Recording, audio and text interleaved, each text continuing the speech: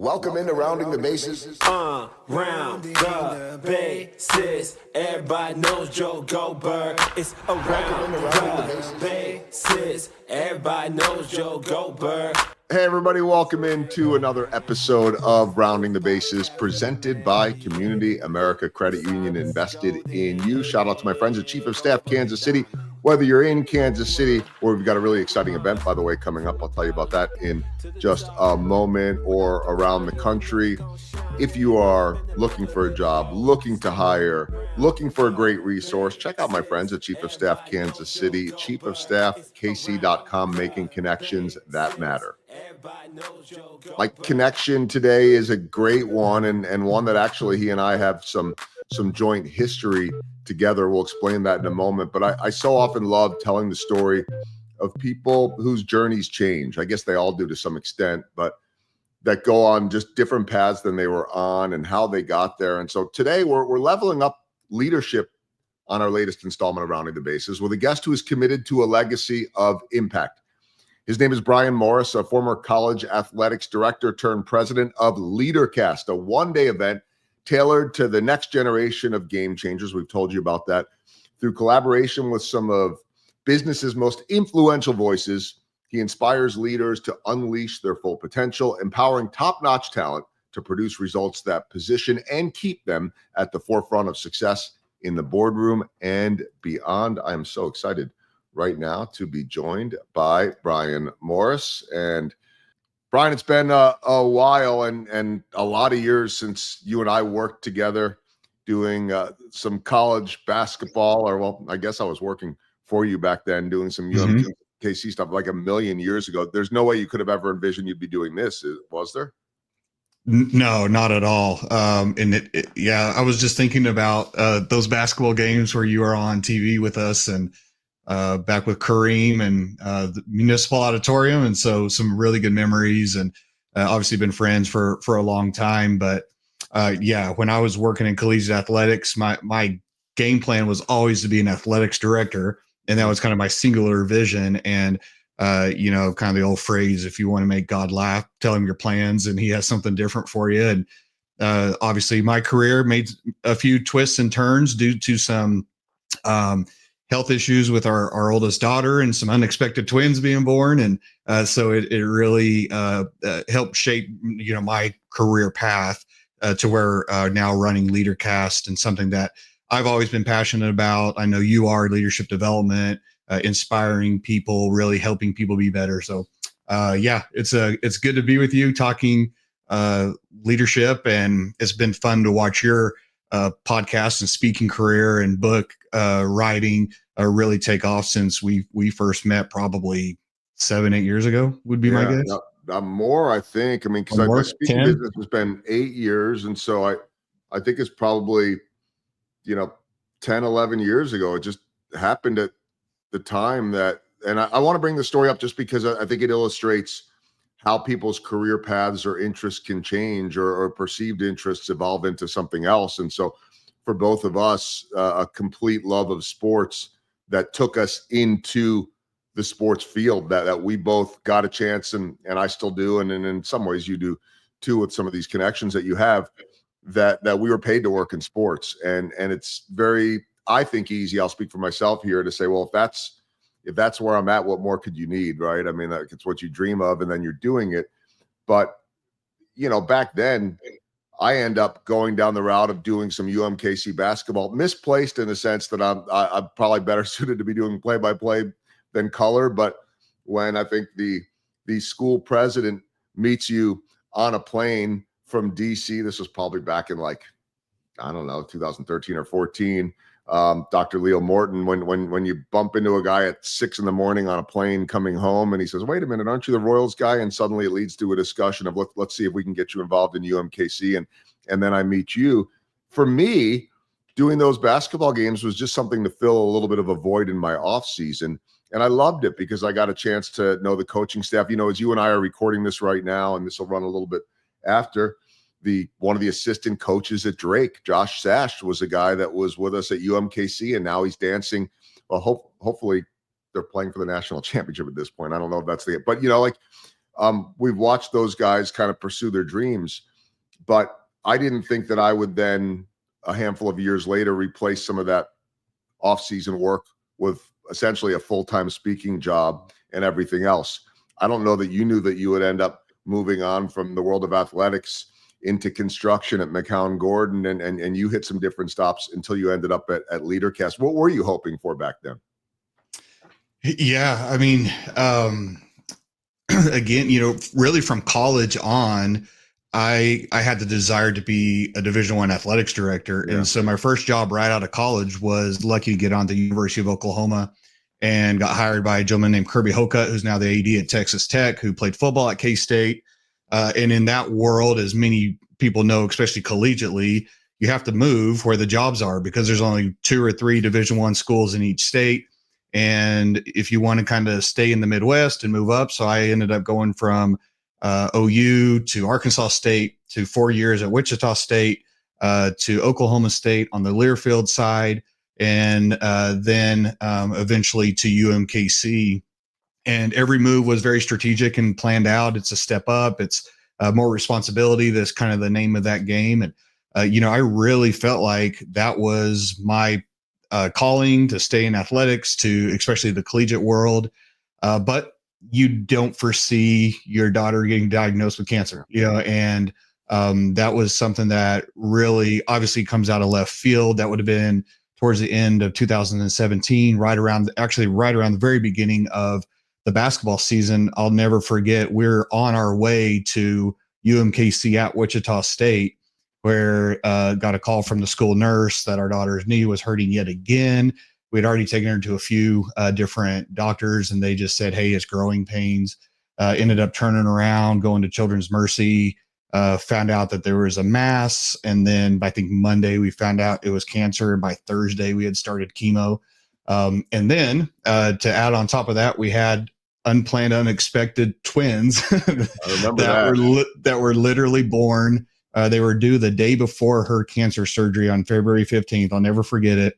After her initial rounds of chemo to remove the bone in her knee and her leg was February 15th. The babies were due February 14th. And so when all that happened, it really kind of, that door closed for athletics, because I was traveling. I was the main fundraiser. I was at a lot of events. And my wife and I are like, there's just literally no way we can navigate this if I'm with that kind of schedule. And was very blessed to get a call from McCown Gordon Construction at the time, Ramin Sherifat and Daniel Lacey, who were boosters and had come to luncheons and those types of things. And we're looking to kind of grow the collegiate market with construction, offered me a job. So it was great timing. But yeah, I didn't expect that door to kind of be closed for me and send me on a completely different career path. Yeah. I mean, so it was out of necessity, obviously, family first. What year was that, by the way? It would have been the end of 2017 was when she was diagnosed, and then 2018 was surgery, twins, and that kind of thing. So the twins are what, 7 now? They're 7. Yeah, they're in first grade. Yeah, I don't remember like them being born. So pretty crazy. 7 years later, and I think that there's a message though to this too, and I just I love to share inspiration and message with my audience that life's going to throw you curveballs, and you were throwing one of the worst of them, and you got to just move forward. First and foremost, it's about one thing and one thing only, getting your daughter healthy at that point. And so forget about dreams and job. Like you at that point, I always say, if you could be so fortunate to love what you do, not everyone has that opportunity. I'm lucky enough to get paid to go to travel the country and talk about baseball and get paid to do it. And then when I'm not doing that, I get paid to get on stage, and I love that equally. Like, I've found that, but before that would come, family and survival and doing what you got to do. So that's the first thing, you do that. But I think that the message for me, the inspiration here is that you ended up at McCown Gordon not just by chance. You ended up there because of relationships and connections that you have built from the first job, so that there are moments every single day that may set you up for the future that you want, need, both. And whether you realize it or not at the time, right, your connection that you had built with the UMKC launch-ins really opened up, I think, the rest of your life in some ways. I don't know if I'm overstating that. No, absolutely. And it continued to happen for me that exact same way. So, I would have never thought I would go into construction. I joke that they didn't let me have a hard hat. They're like, hey, stay as far away from the projects as possible. But it was through those interactions, and you just don't know what connection is going to lead to something else later in life. And it might be 5 years later, it might be 10 years later, but really from UMKC on, my entire career has been based on interactions and relationships with people that at the time I met them, I didn't have any idea that maybe someday I would go to work for them, or that I would be partnered with them in a business like Leadercast now. The current my current role as president and managing partner and co-owner of Leadercast, I met the majority owner down in Orlando at a Athletes in Action event, and someone said, "You should meet this guy. He's from Kansas City." And met him actually in the restroom washing hands, and and then where I followed up with him when we got back to Kansas City, and 4 years later, he asked me to come on and run Leadercast. So it's you just never know what those relationships are going to do and what they're going to turn into. This event is so cool. We've been promoting it here on the podcast because it's so many big time influential people, and I know that it's gonna draw a huge crowd coming up on April 8th. And if people are listening after that, there'll be more in the future. I mean, this isn't a one-time thing. So let's talk about how you ended up beyond the connection, obviously with the owner from Leadercast, but how you ended up in this role, and how it is similar and how it is different than what you've done in the past. Yeah. So going back to kind of rewinding to that initial meeting down in Orlando, Philip Sarnicki is the gentleman's name. He's the managing partner for Northwestern Mutual here in Kansas City. Serial entrepreneur, has a number of different businesses, and we really just built a mentoring relationship. He's probably 10 years older than me or so, but just love how he operated his businesses, loved his spirit of giving back to the community and to causes he really cared about. And I remember one day just telling Tracy, hey, if I ever had the chance to work with Philip, I'm going to. I just really respect what he's doing.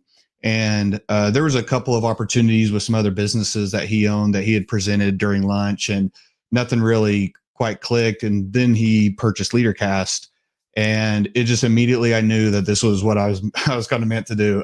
It just a culmination of experience from athletic administration and working with coaches and presidents and university leaders, community leaders. It just all of those interactions with donors that own their own companies and how they led, and then getting into leadership roles within the construction industry. It really was a culmination of all those previous experiences, and then into taking on Leadercast and being able to be part of an organization and company that partners with some of the elite speakers and elite authors in the world to bring leadership development to companies. And in this case, our live event for the first time in 25 years, bringing it to Kansas City at the Midland on April 8th, which we're really, really excited about.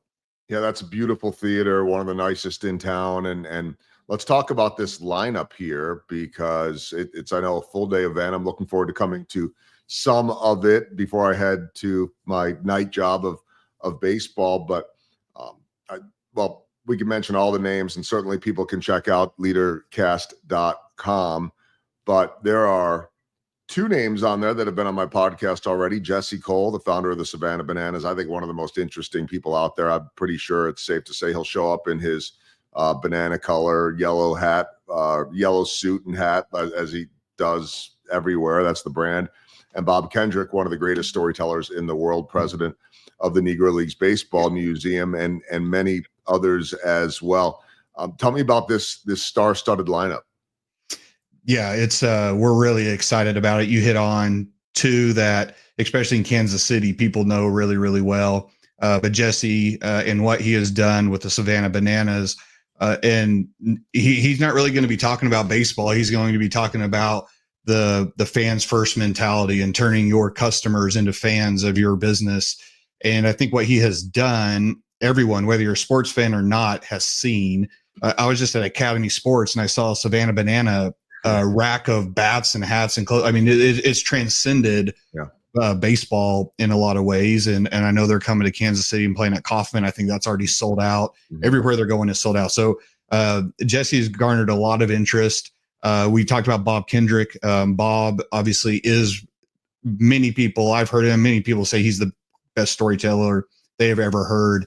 What I'm excited about is the stories of leadership from the Negro Leagues greats and what they had to battle as leaders during that time, and really how they led through a lot of unrest and a lot of things that many of us would never even be able to conceive going through. And then we have Dominique Dawes, former Olympic gold medalist. A lot of people remember her from the Dream Team, the first gymnastics Dream Team with Shannon Miller. And Dominique now is part owner of the Falcons, has been on the President's Council for Fitness, and she has a great story on mindset.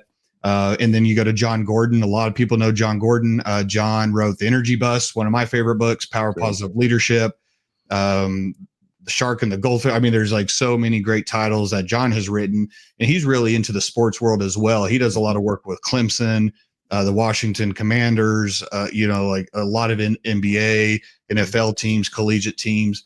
And he's really risen to be one of the top experts and kind of voices in leadership.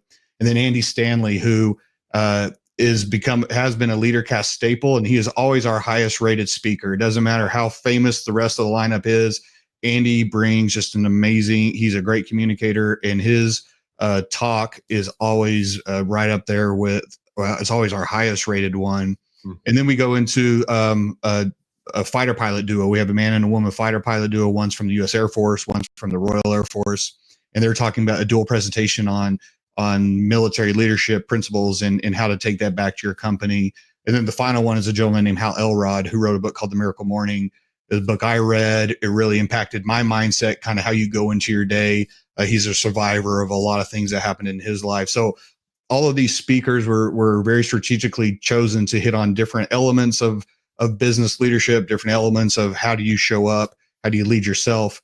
And it's going to be a really impactful, full packed day. And then we're going to have a couple of Kansas City panels. So we're going to have a panel in the morning of sitting Kansas City executives from Henderson Engineers CEO Kevin Lewis, Sam Hunergart from Advent Healthcare, and India Bolton from T-Mobile, which we're really excited about. And then Philip Sarnicki will be on that one. Then the second one, we're going to have also Kansas City people that are small business owners. So we're really trying to get the inspiration and impact, and then also people that are sitting in the chair that you might be sitting in as a business owner to have a day that hopefully really inspires and that you can take away and be better from. Yeah, really, really good stuff. Star-studded panel. Again, you could see more at leadercast.com. I like the two fighter pilots too. They're the only two that have nicknames that come because you have to, I guess, as a fighter pilot. One is Flash and one is Boo. Yeah. So, I always thought that'd be a cool thing to have a nickname like that goes on your, plane or your, like Goose or Maverick, like the ones we all know. Goose or Maverick. Right. We can come up with one for you, Joel, and try to make one happen for you. Yeah, but then I need to get up in the plane, and I'm too scared to do that. So yeah, I'd be with you. I don't know. I thought maybe you might be that kind of guy. That I always say when we're doing like opening day and they have the parachuters coming out or whatever, fly over. Well, they don't, but you know what I mean. When they've got the parachuters coming out, landing at Kauffman Stadium, and I'll inevitably turn to Jeff Montgomery on the air, who's more of a thrill seeker than me, and I'll just say, "Would you do that?" And he goes, "Well, if there was a parachute." And I'm like, "Well, I don't know that I would do it with or without. I don't have that in me." I have 6 children. That's all the thrill seeking I need on a daily basis. I'm not the have to go super fast and jump out of things type of person to get my thrills, I guess. When BMO says that the twins were unexpected, like I always thought 4 is a lot. As a parent of 2 and as a guy that travels every other week during baseball season, and my wife would tell you 2 is more than enough, even out of the house and in college now. 4 is like, oh my gosh, I don't know how you do it. So to go from 4 to 6 overnight, or at least to have 9 months to think about that, I don't know how you guys do it. That's beyond zone defense. It was pretty comical when we found out. We're like, okay, we got 5. The Tahoe seats 5. We're good. We got enough rooms in the house. We're okay. And then get the ultrasound and there's 2 in there. We're like, well, the house isn't big enough anymore and the Tahoe doesn't fit 8 people. So there's a lot of changes that happen really, really quickly as a result of going from 4 to 6. So we have 4 in high school in the Latha school districts, and then 2 in first grade. So our days are pretty amazing, pretty crazy. All right. So before I get to my baseball themed questions, I want to talk about crazy, because you're having to wrangle all of these superstars for one-day event. They're used to these type of things, and it's what you guys do. But what has that experience been like, just juggling a lot of powerful people, right? I mean, this isn't, I work with a lot of meeting planners and a lot of event planners that will go find that one big name, or they'll go find me, the lesser name. But you focus on that one keynote, and oftentimes that's the highlight of your event, or maybe it's a couple of keynotes. But here you're dealing with everyone that is used to being that superstar. How is that kind of juggling act, that planning, that connecting with these people going? Yeah, well, it's going great. One of the things that we have made a commitment as a company is that we want to make sure that the people we have on our big stage are the type of leaders in the voice of leadership that we believe leadership should be, which is, human-centered leadership, empowering leadership, the all the great buzzwords. But there are speakers that are out there that are famous, as you know, and command a lot of money and attention, maybe because they were an athlete, or maybe because they had an interesting experience, but yet maybe their voice on leadership isn't as strong. So that's the first thing we try to do, is just get really good people that have good stories. And so they've been phenomenal to work with. I do tell people, I kind of felt like Billy Bean and Moneyball for the baseball fans, putting together a lineup, pre-COVID with Leadercast in Atlanta. So Leadercast has been around for 25 years, was started by John Maxwell in Atlanta. And pre-COVID, it kind of was the New York Yankees lineup. I mean, it was, Tyler Perry, Peyton Manning, Nick Saban, Simon Sinek, Jim Collins, Patrick Lencioni, and then coming out of COVID, where the live events were really handcuffed because people just couldn't attend. Now we're kind of getting back to that, but I've kind of felt like it was a Moneyball, where you're trying to fit a lineup based on, diversity of speakers and topics, and then cost, and a lineup that gets people excited, but yet the content's still really good. So that was the most difficult part of navigating a speaker lineup. But as far as working with these individuals, they've all been terrific, and it's been a lot of fun to work with them. All right, let me get to the baseball themed questions, and let's start with the biggest home run. I mean, we've talked about your career and the unique stops you've had along the way. Professional business standpoint, what's been the biggest home run? Yeah, man, that's a great question. I would say probably in my sports construction tenure, landing a $40+ million multiplex facility in Sioux Falls, South Dakota, from a relationship, from a prior existing relationship. I was at an event. It kind of goes back to how do things happen, and how do people get breaks, and some people don't. And I was at an event in Sioux Falls that I really didn't want to go to. I didn't want to have to drive all the way up there for it. But you're like, oh, I need to go, I need to be there, I need to be visible. And just literally a conversation in the back of the room with some of the executives from a hospital group around what would this look like if we were to build this complex. And that went from, about a year-long process to where we were building a $40+ million job up in Sioux Falls, South Dakota. So I think as far as like a one thing that was a big dollar, impactful, that you kind of can hang your hat on, it would be that one. The other one for me would be landing the naming rights gift for the Wichita State indoor baseball practice facility. Was another big one for me, where I was younger in my career, and that really, when you can get into the millions with raising money on a single gift, it kind of helps propel you there too. So I would say those two would be the kind of the home runs that I've hit professionally. Yeah, I mean, we didn't even mention, the stop in your time with Mammoth, and kind of marrying that construction world and that sports world together. And So just part of that journey, and that was big stuff too. I mean, think about that ended up being a heck of a home run out of South Dakota. So you never know. That's the message, right? And I do think that as we get older and we get busier and pulled in different directions and learn how to delegate, that I also encourage people to say no to situations that don't make sense. But I think the flip side of that, and that other half that's dangling, is always, well, you never know. You never know what could come of it, right? And so trying to learn. And that is, sorry, that is probably the hardest part of being in the industry like we are, of business development or going to all those events. It's when to say no, because you do have that fear of missing out. What if I don't go and this does happen? It's a really difficult balancing act. I think that there's something, I talked to someone the other day about this, of trusting your intuition and letting your curiosity play off your intuition and your intuition play off your curiosity, if that makes any sense at all. Yeah, because absolutely. I think when you're young, it's very important to say yes to everything. I really do. And then I think as you get older, you start to learn how to filter some things out. That doesn't mean you're going to get it right every single time. How about a swing and a miss along the way, and what did you learn from it? Yeah, and so I actually shared this story at the Think KC event probably 3 weeks ago. I didn't know I was going to have to share it, but the speaker asked us to break into our tables and tell the most embarrassing story that you've ever had. And this goes back to my time in college athletics, and at the University of Oklahoma. It was my first job right out of college.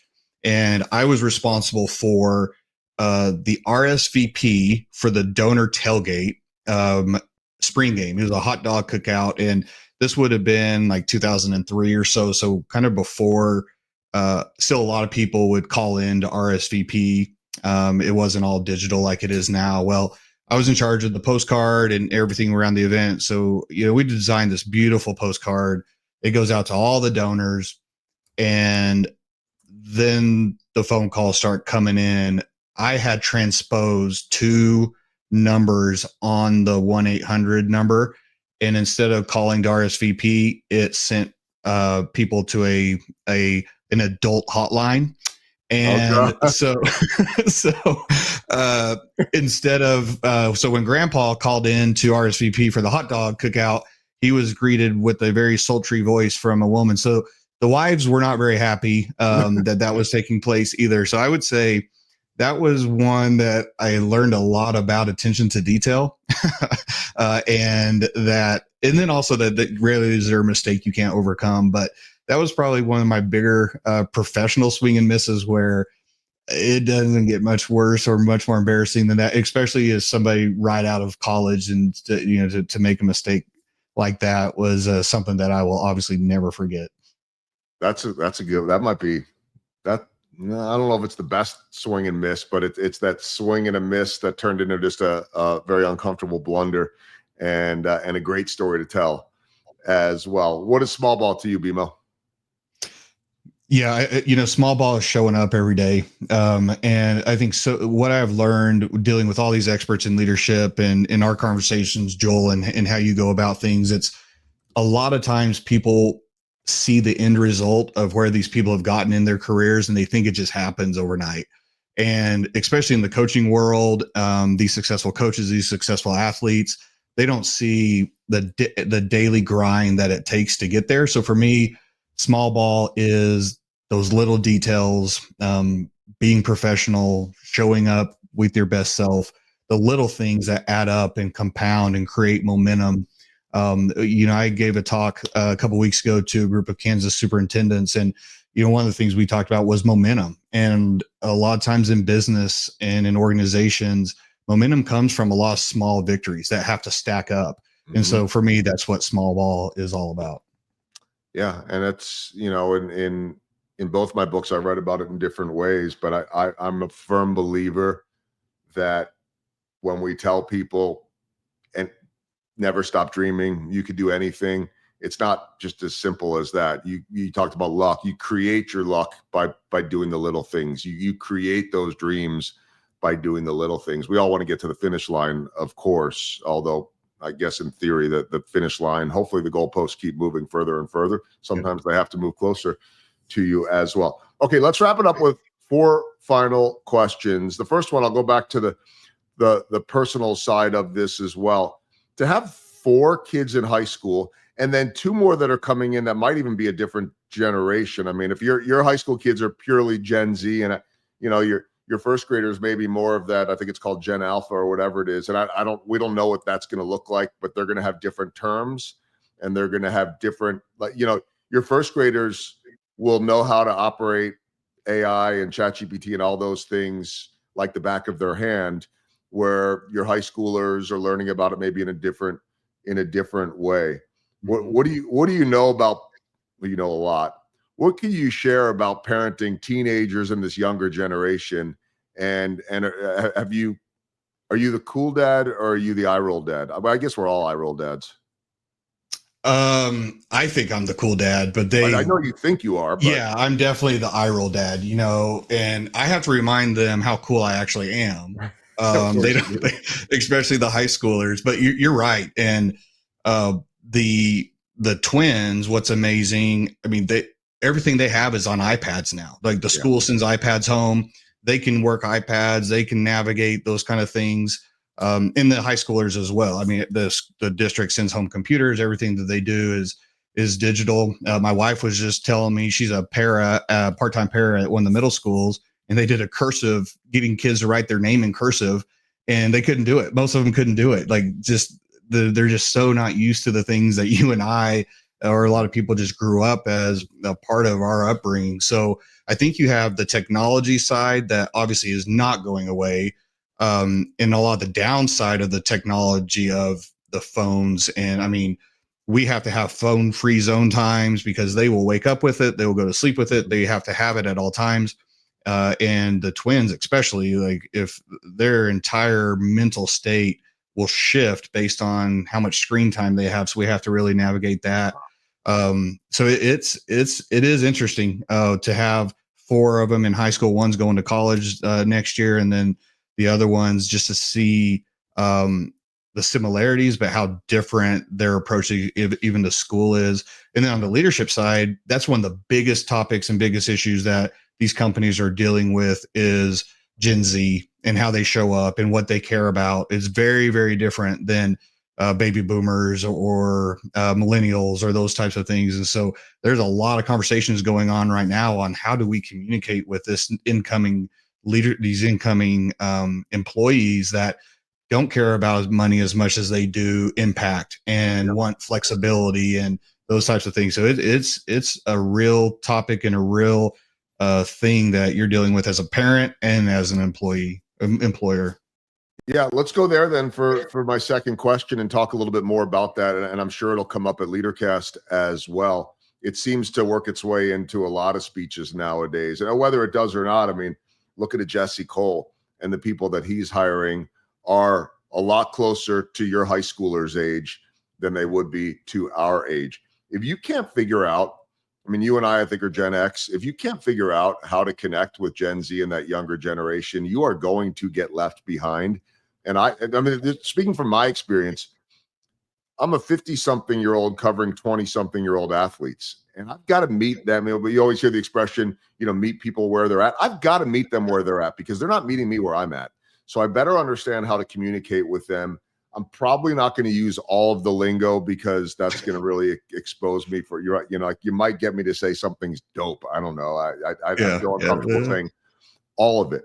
But let's talk about the workplace right now, because I had somebody the other day say it to me this way, and this guy was a millennial. He said, when I think about flexibility, I think about flexibility to me in the workplace is being able to leave early to go pick up my kids, or being able to leave during the day to be able to get my kids somewhere. Now, for me, Gen X, I never even thought twice about doing that. I'm not leaving work. This is the way it is. And then flexibility for Gen Z, he was telling me, might be, I have 2 phones, and one's a work phone and one's a personal phone. And when I leave work, I'm turning the phone off. That sounded like an episode of Severance to me, if anybody watches that show. But it's like they've been raised in this work-life balance, and I think you and I were raised, I don't know, of like family comes first if it's an emergency or when you could do it, but it's about work to put food on the table. How have you seen that change, or what are you hearing from people that you're talking to? It's funny. I was just at an event here in Kansas City. It was on the rise, and it's women in construction that Leadercast was a sponsor for, and they had a panel, and that was one of the things, a panel of the Gen Z, and they talked specifically about that, the phones, and they will turn it off at 5 o'clock, and the flexibility to them means if I need to take a mental health day, I'm going to take a mental health day, or hey, you said that this was, flex. I don't have to come into the office. There's a team project due.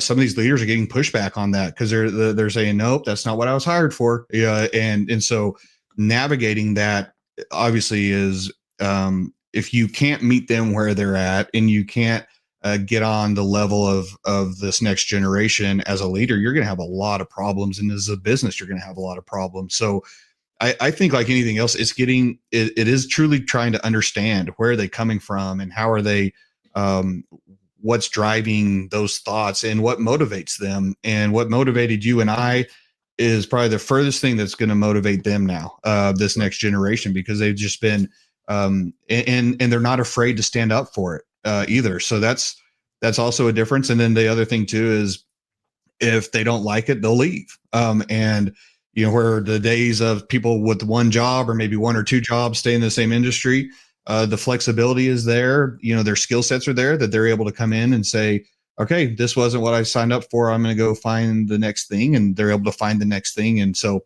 it's going to continue to be something that leaders have to address, companies have to address. And some of that's a really good thing because there's some really antiquated styles of leadership, really antiquated business policies that this next generation is forcing companies to change to stay relevant.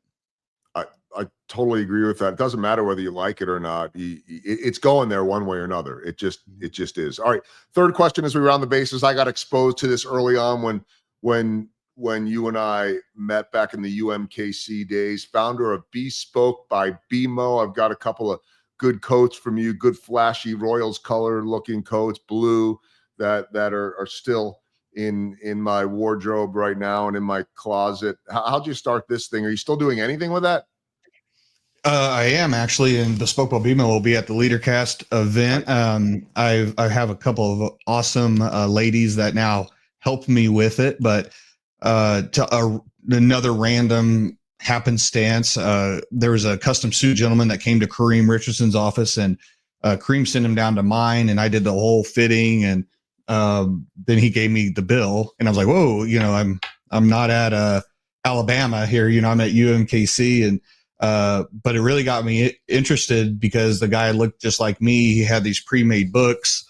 He was measuring me. And so I was like, I wonder who he really works for. And if I could figure out a way to get a discount, because I had to wear suits every day. And so I spent about the next year really researching that industry, and come to find out the majority of the custom suits, even if you order them here, are made overseas. And there's an entire, obviously, industry around kind of the resellers and these people that have built an entire career off of being a clothier. And so I just decided to start my own and started just dressing myself and then dressing the UMKC staff, and then did Bill Self's Naismith Hall of Fame induction suit, and then some KU guys, and then Greg Gurley, and then you. And and then it just snowballed with really friends of mine, athletic directors, basketball coaches, people in the community that, and so, yeah, so we still do it. Super random side hustle. I wore this one today because it is kind of Royals colors for you, Joel. But yeah, so that's the Bespoke by BMO that we do. And it's been a lot of fun. I like the relationships that's created with some people that I might not have kind of crossed paths with without it.